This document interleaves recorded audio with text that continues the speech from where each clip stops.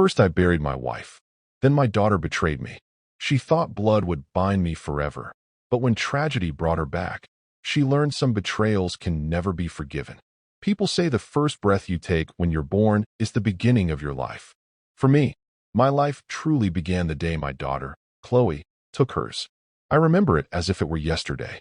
The hospital room smelled of antiseptic and coffee, the kind of mixture that should be unpleasant but felt sacred in that moment. Margaret's hand clutched mine so tightly I thought my bones might crack, but I didn't care. I was watching the miracle of us unfold into something greater. When Chloe came into the world, red, crying, fists clenched like a fighter, I felt something inside me shatter and rebuild all at once. She was so small, yet she had the power to rearrange the architecture of my soul in an instant.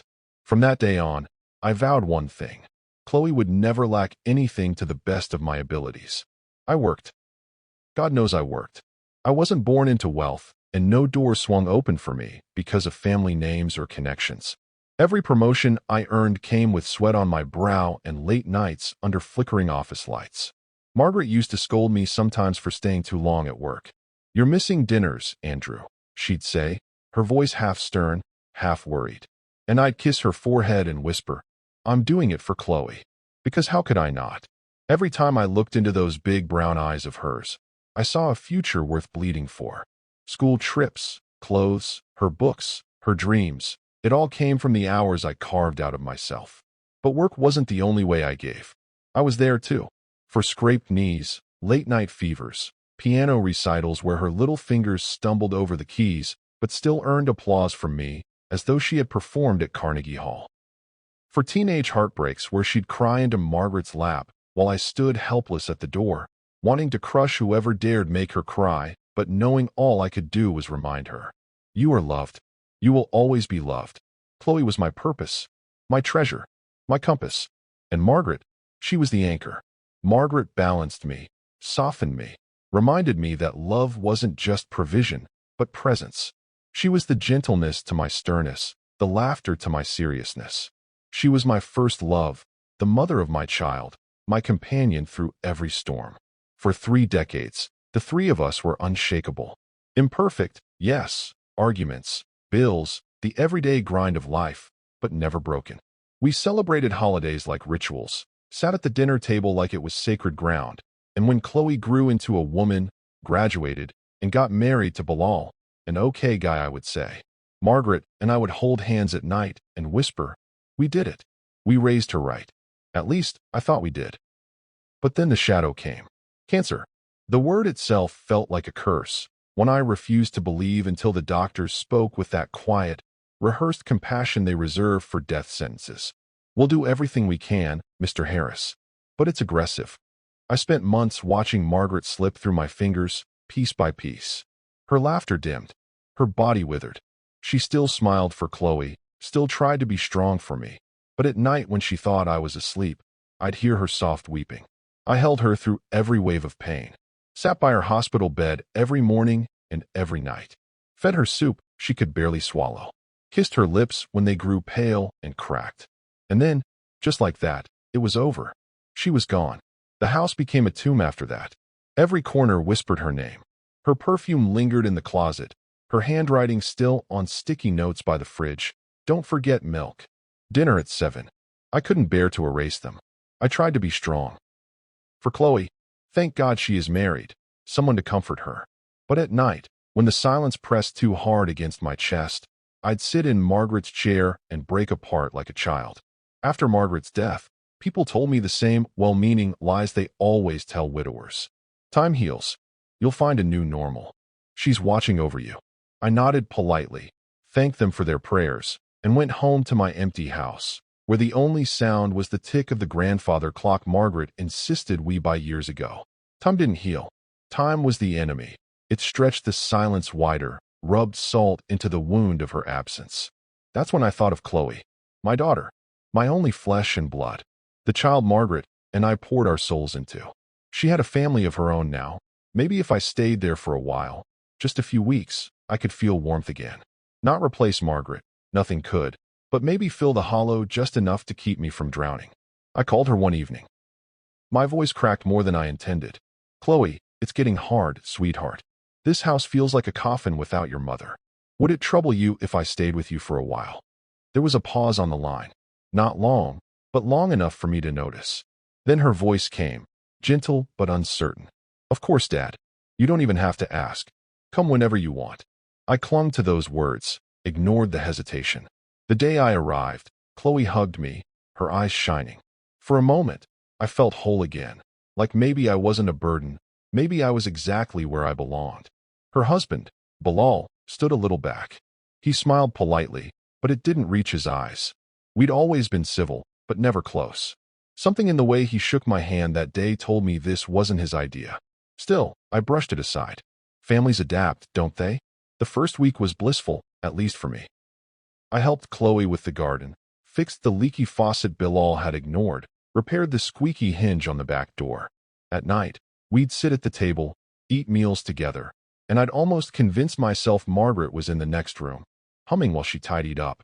But small cracks began to show. Bilal came home later and later. He'd glance at me before speaking, as though measuring his words. Sometimes, I caught him staring when he thought I wasn't looking, an irritation he tried and failed to hide. He's here all the time, Bilal whispered harshly. This is our house. We need space. Keep your voice down, Chloe hissed back. He's grieving. He just lost Mom. And what about us? What about our lives? You think this is easy for me? I froze in the hallway, shame crawling through me.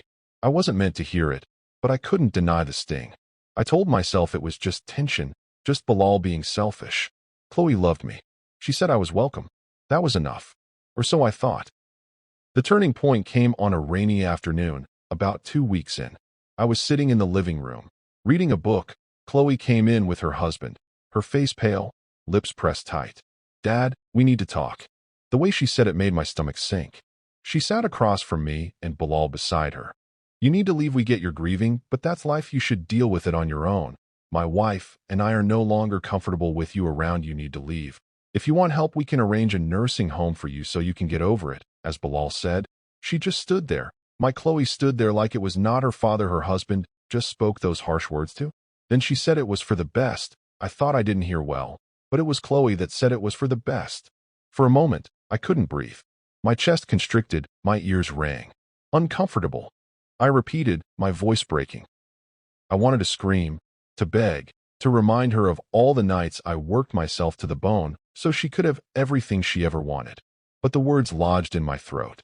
Instead, I nodded, slowly, like an old man finally defeated. Of course, I understand. But inside, something cracked. Something that would never heal. Leaving Emily's house felt like being exiled from my own blood.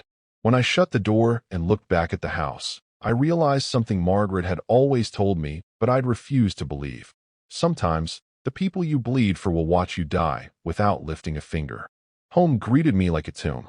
The walls seemed closer, the air colder. Margaret's chair still sat in its corner, untouched, waiting for her, as though she'd simply stepped into the kitchen and would be back any moment.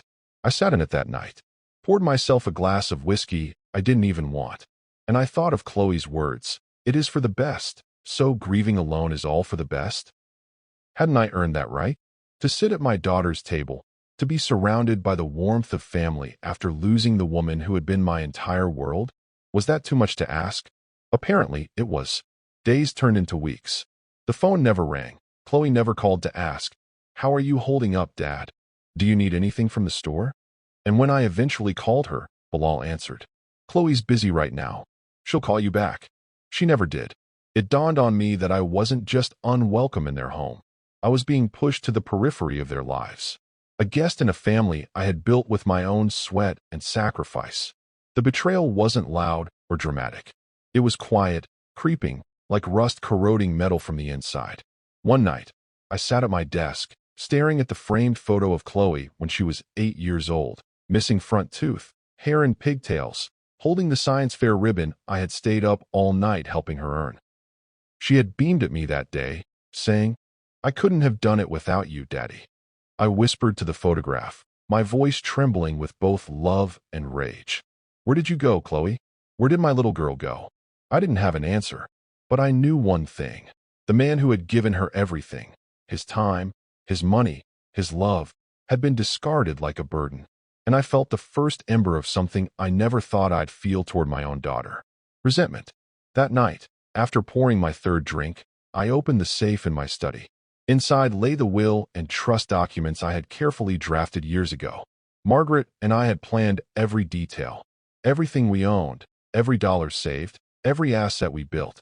It was all to go to Chloe and her children. I pulled the papers out, spread them across the desk, and stared. And for the first time, I considered a truth that once would have been unthinkable. What if she didn't deserve it? The decision didn't happen in a flash of rage. It came slowly, the way frost spreads across a window pane. I spent weeks wrestling with myself. One moment, I was still the father who wanted to forgive, to believe Chloe's rejection was just stress, that she'd come back around. The next, I was staring at the truth. She had made her choice. She had chosen comfort, chosen her husband's convenience, over her father's broken heart. Margaret would have told me to let it go. She was the peacemaker, the soft hand on my shoulder. But Margaret was gone, and all I had left was silence. And silence has a way of sharpening pain into clarity. It was on a rainy morning when I finally did it.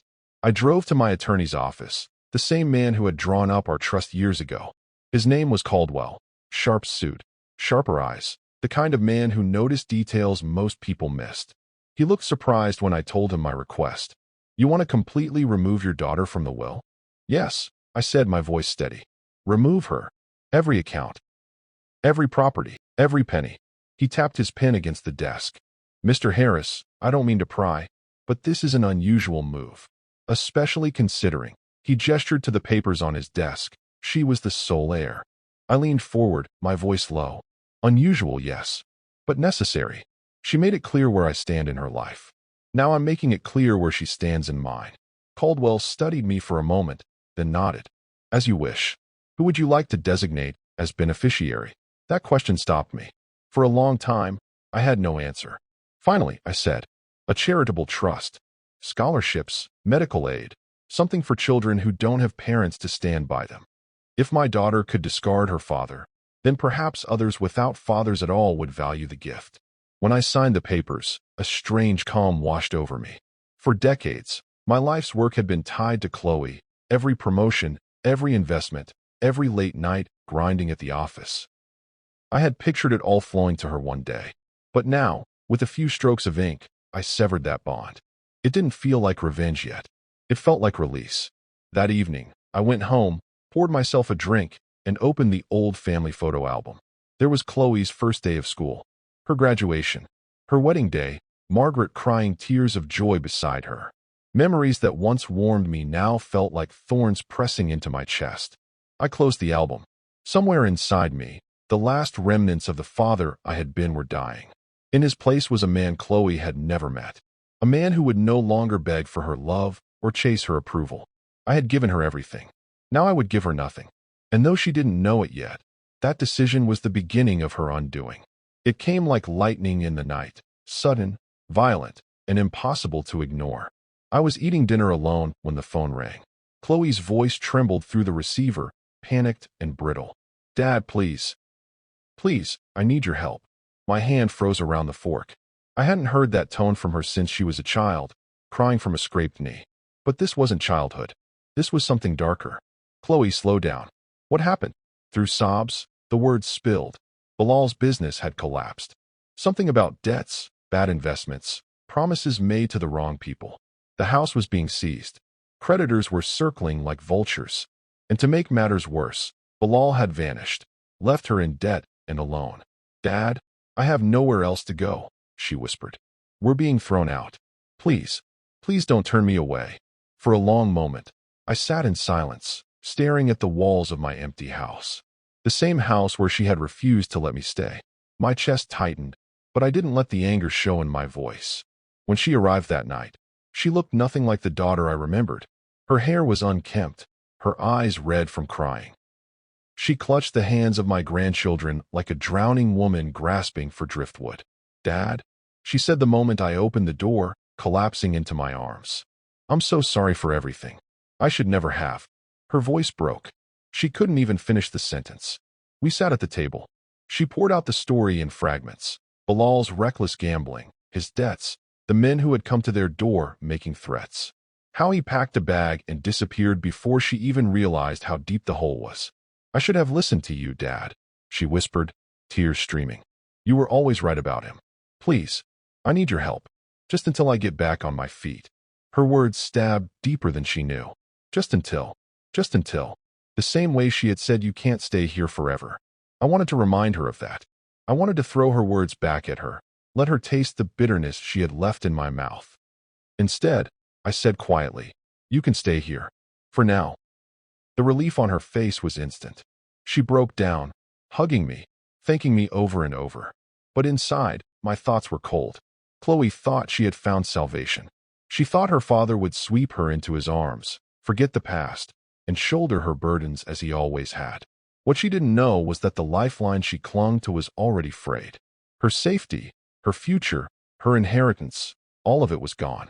And when she discovered the truth, she would finally feel what I had felt the day she pushed me away. The taste of abandonment. At first, it almost felt like old times. Chloe settled into the house. Chloe cooked dinners. She tried to smile. She tried to act as though nothing had happened. But there was a weight between us, a shadow in every room. She would catch me looking at her sometimes, and her smile would falter. She knew she had wounded me. She just didn't know how deep the cut had gone. One evening, she found me in the study. "Dad," she began softly, standing in the doorway. "I need to ask you something." I didn't look up from the papers on my desk. "Go ahead." Her voice wavered. "The bank called again today. They're threatening to repossess what's left of the house. The debts, they're piling up." She swallowed hard. "I was wondering if you could help me financially, just until I get settled. You've always said everything you had was for me." The words echoed in the room, familiar but hollow. Slowly, I set down my pen and leaned back in my chair. I studied her, the woman I had raised, the woman Margaret and I had sacrificed everything for. "Chloe," I said, my voice calm but cold, "do you remember the day you told me I couldn't stay at your house?" Her face drained of color. "Dad, that was different." Bilal, I cut in sharply. "Yes, Bilal, the man you chose over your own father. The man you defended while I sat outside in the rain with my suitcase. The man you let dictate how much space there was for me in your life." Tears welled in her eyes. "I was wrong. I see that now. Please don't hold it against me." I leaned forward, my voice lowering to a whisper that felt heavier than a shout. "But I do hold it against you. Because when I needed comfort, when I needed the family I built, you turned me away. And now that your world has collapsed, you come crawling back, expecting me to open my arms and fix everything." She collapsed into the chair across from me, sobbing. "I'm sorry, Dad. I'm so sorry. I was blind. Please, just help me get through this." For a long time, I said nothing. I just watched her, letting the silence stretch, letting the weight of her desperation hang in the air. Finally, I spoke. "There's something you need to know." Her sobs slowed. She looked up, eyes wide, searching my face. I opened the drawer of my desk and pulled out the revised will, sliding it across the table. She frowned, confused. "What is this?" "Read it." Her hands trembled as she unfolded the document. I watched as her eyes darted across the lines, watched the moment realization struck, the way her face twisted, the way her lips parted in disbelief. You removed me," she whispered. I didn't flinch. "Yes." Her voice cracked, barely more than a breath. "But why?" I leaned back, my eyes never leaving hers. "Because you taught me, Chloe. You taught me that family is conditional, that love has limits, that I can be discarded when I am no longer convenient. So I learned from you. And now, you will live with the same lesson." She shook her head violently, tears streaming. No, you don't mean this. You can't. You're my father. I was your father," I said, my voice like stone. "But that man died the day you sent me away." Her cries filled the study, echoing against the walls. I turned my gaze to the photo of Margaret on the bookshelf. For a moment, I thought I saw her eyes in the frame, soft but unyielding, as if approving what I had done. Chloe begged that night. She clutched my hands, knelt at my feet, swore she would make it right. But I had already given her everything once. This time, I gave her nothing. After the night in the study, something in Chloe broke. She still lived under my roof, but the air between us was heavy, unbreathable.